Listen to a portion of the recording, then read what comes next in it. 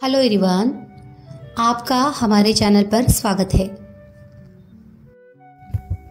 आदिवासी लोक कथा कालू घड़ा। एक गांव में एक किसान रहता था।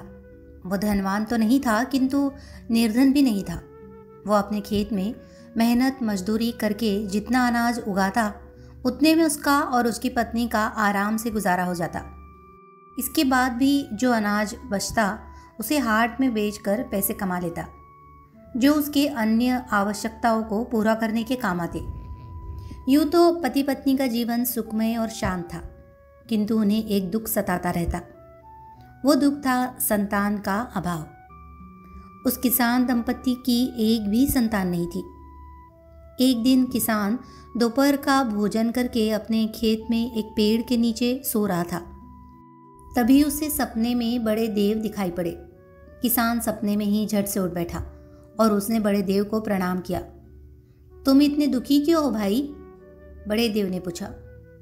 मेरी कोई संतान नहीं है बड़े देव, किसान ने उत्तर दिया। तो तुम ऐसा करो कि जिस पेड़ के नीचे तुम सोए हो उसी पेड़ के नीचे की मिट्टी से एक घड़ा बनाओ। उस घड़े को आग में पका लो और उसे अपना बेटा समझो। इतना कहकर बड़े देव अदृश्य हो गए। किसान जाग गया। उसे अपना सपना बड़ा विचित्र लगा, फिर भी उसे बड़े देव पर अगाध विश्वास था। उसने अपने सपने को याद करते हुए पेड़ के नीचे की मिट्टी खोदी, उसमें पानी डाला और एक घड़ा बना लिया। इसके बाद किसान ने घड़े को गोबर के कंडों की आग में रखकर पका लिया। घड़ा पककर पहले लाल हुआ, फिर ठंडा होकर काला हो गया। किसान ने उस घड़े का नाम रखा कालू। किसान घड़ा लेकर अपने घर पहुंचा। उसकी पत्नी ने देखा तो कहने लगी कि घर में तो कई घड़े थे, फिर ये एक और क्यों ले आए? ये घड़ा मैंने अपने हाथों से बनाया है, किसान ने अपनी पत्नी से कहा। उसे लगा कि यदि वह अपने सपने की बात अपनी पत्नी को बताएगा तो वो उस पर हंसेगी। ठीक है, फिर मैं इसमें तुम्हारे लिए पानी भर कर रख देती हूँ। तुम अपने हाथों से बनाए घड़े का पानी पिया करना, किसान की पत्नी ने कहा और घड़े को उठाकर आंगन में ले गई। किसान की पत्नी ने सोचा कि पानी भरने से पहले घड़े को अच्छे से रगड़कर धो लेना चाहिए। ये विचार करके किसान की पत्नी ने घड़े पर पानी डाला और नारियल के रेशों से रगड़ने लगी। ही, मुझे गुदगुदी लगती है। अचानक कहीं से आवाज आई। किसान की पत्नी ने चौंक कर इधर उधर देखा। उसे कोई दिखाई नहीं दिया। उसे लगा कि उसे कोई भ्रम हुआ है। उसने फिर घड़े पर नारियल के रेशे रगड़ने शुरू किए। ही, मुझे गुदगुदी लगती है। फिर वही आवाज आई। इस बार किसान की पत्नी के हाथ से घड़ा छूटते छूटते बचा। वो डर गई, फिर भी साहस बटोर कर उसने ललकारा। कौन है? जो कोई भी है सामने आओ। मैं तो तुम्हारे सामने ही हूं, किसी ने कहा। अब किसान की पत्नी हड़बड़ाकर इधर उधर देखने लगी। उसे कोई भी दिखाई नहीं दिया। तुम्हारा नाम क्या है? तुम किसके बेटे हो? किसान की पत्नी ने हिम्मत करके पूछा। मेरा नाम कालू है, तुम्हारा बेटा हूं, उत्तर मिला। मेरा कोई बेटा बेटा नहीं है, किसान की पत्नी झल्लाकर बोली। उसे लगा कि कोई शैतान लड़का उससे मजाक कर रहा है। मैं तुम्हारा ही बेटा हूं। मेरे पिता ने मिट्टी खोद कर मुझे बनाया और फिर आग में पकाया। पहले मैं लाल हुआ, फिर काला, इसलिए मैं अपने पिता से कालू नाम पाया, फिर उत्तर मिला। ये सुनकर किसान की पत्नी ने घड़े की ओर देखा। उसे लगा कि वह काला घड़ा ही उससे बातें कर रहा है। वो भागकर अपने पति के पास पहुंची और उसने बताया कि जो घड़ा वो बनाकर लाया है वो बातें करता है। इस पर किसान ने अपनी पत्नी को बड़े देव द्वारा सपने में दर्शन देने से लेकर घड़ा पकाकर घर लाने तक का पूरा किस्सा कह सुनाया। अपने पति की बात सुनकर किसान की पत्नी बहुत खुश हुई। वह आंगन में गई और घड़े को उठा लाई। उसने घड़े को अपने पुत्र के समान लाड़ दुलार किया और उसके सोने के लिए नरम मखमली गद्दा बिछा दिया। उस दिन के बाद से किसान दंपत्ति के जीवन में खुशियां आ गई। वे उस काले घड़े को अपने पुत्र की भांति पालने लगे।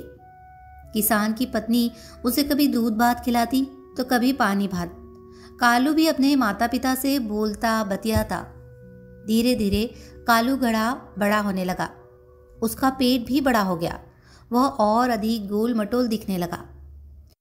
एक बार खेत में फसल पकने पर किसान और उसकी पत्नी अनाज काट रहे थे। उसी समय बादल घिराए। तेज वर्षा होने की संभावना दिखाई देने लगी। किसान जल्दी जल्दी अनाज बटोरने लगा। वह अनाज बटोरता और दौड़कर अपने घर में अनाज के कोठे में रखा था, किंतु इस प्रकार वो थोड़ा थोड़ा अनाज पहुंचा पा रहा था। उसे लगा कि इस तरह वो पूरा अनाज सुरक्षित नहीं कर पाएगा।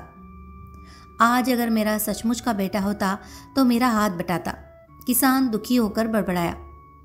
आप चिंता न करें पिताजी, मैं हूं ना आपका बेटा। आप मेरे पेट में अनाज भर दे और मेरे मुंह को कपड़े से बांध दे, फिर देखिए कि अनाज पहुंचाता हूं। कालू घड़े ने किसान से कहा। तुम ऐसा कर सकोगे? किसान ने अविश्वास से कहा। आप मुझ पर भरोसा रखें, अनाज का एक दाना भी खराब नहीं होगा, कालू घड़े ने कहा। किसान ने कालू की बात मानते हुए उसके पेट में अनाज भर दिया और उसका मुंह को कपड़े से अच्छी तरह बांध दिया। इसके बाद कालू घड़ा लुढ़कने लगा। वह लुढ़कता लुढ़कता घर जा पहुंचा। किसान भी उसके पीछे पीछे घर गया और उसने घड़े से अनाज निकालकर कोठे में रख दिया। इस प्रकार एक ही बार में सारा अनाज खेत से कोठे में पहुंच गया। कालू घड़े के इस काम से किसान और उसकी पत्नी बहुत खुश हुए। वे कालू को पहले से भी अधिक पुत्रवत प्यार करने लगे। उसी गांव में परसू भी रहता था। उसे दूसरों के कामों में टांग अड़ाने में बहुत आनंद आता था। वो जिसके पास जाता उसे कोई न कोई चिंता का विषय सौंपाता। एक दिन परसू किसान के पास पहुंचा। भैया, तुम्हारा बेटा तो अब बड़ा हो गया है, परसू ने किसान से कहा। हाँ परसू, तो अब इसका विवाह नहीं करोगे क्या? इसका घर बसाने का विचार नहीं है क्या? परसू ने किसान से पूछा, जबकि परसू जानता था कि कालू तो एक घड़ा है, वो भी काला घड़ा। भला काले घड़े से कौन लड़की विवाह करती? करना तो चाहता हूं, लेकिन कोई लड़की से विवाह नहीं करेगी, किसान ने दुखी होते हुए कहा। बस परसू यही तो चाहता था कि किसान को दुख पहुंचे, और वो अपने उद्देश्य में सफल हो गया। बात तो तुम ठीक कहते हो भैया।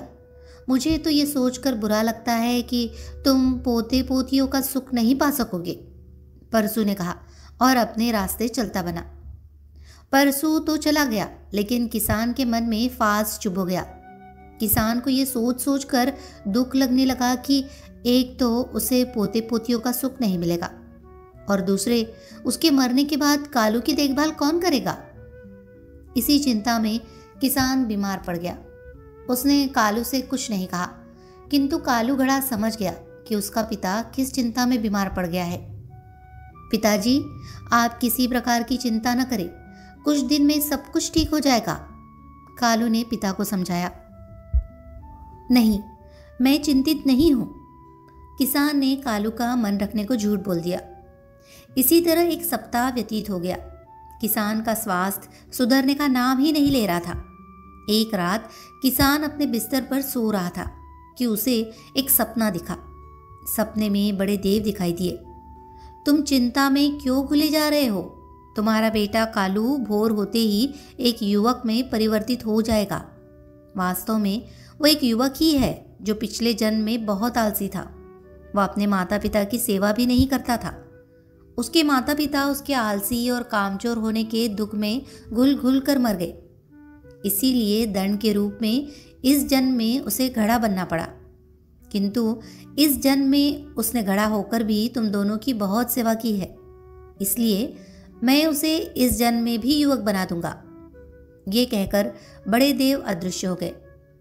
बड़े देव के अदृश्य होते ही किसान की नींद खुल गई। उस समय रात्रि का अंतिम पहर था। किसान व्याकुलतापूर्वक भोर होने की प्रतीक्षा करने लगा। भोर होते ही किसान उठकर कालू के बिस्तर के पास गया। कालू चादर ओढ़कर सो रहा था। किसान ने जैसे ही चादर उठाई, वैसे ही उसे कालू के बिस्तर पर एक सुंदर युवक सोता हुआ दिखाई पड़ा। किसान समझ गया कि बड़े देव ने कालू को सुंदर युवक में परिवर्तित कर दिया है। किसान ने अपनी पत्नी को बुलाकर सारी बात बताई। उसकी पत्नी भी बहुत प्रसन्न हुई। इतने में कालू जाग गया। उसने बिस्तर से उठकर अपने माता पिता के चरण छुए, उसके माता पिता ने गदगद होकर उसे अपने गले से लगा लिया। कालू घड़े के युवक में बदलने पर किसान ने कालू के लिए एक सुंदर सी कन्या ढूंढकर कालू का विवाह कर दिया। समय के साथ कालू की संतानें हुई। इस प्रकार किसान और उसकी पत्नी अपने बेटे, बहू और पोते पोतियों के साथ खुशी खुशी रहने लगे। अगर आपको कहानी पसंद आई हो तो प्लीज़ इसे लाइक करें, शेयर करें और कमेंट करें। और इसी तरह की और भी कहानियों को सुनने के लिए हमारे चैनल को सब्सक्राइब भी कर लीजिए। धन्यवाद।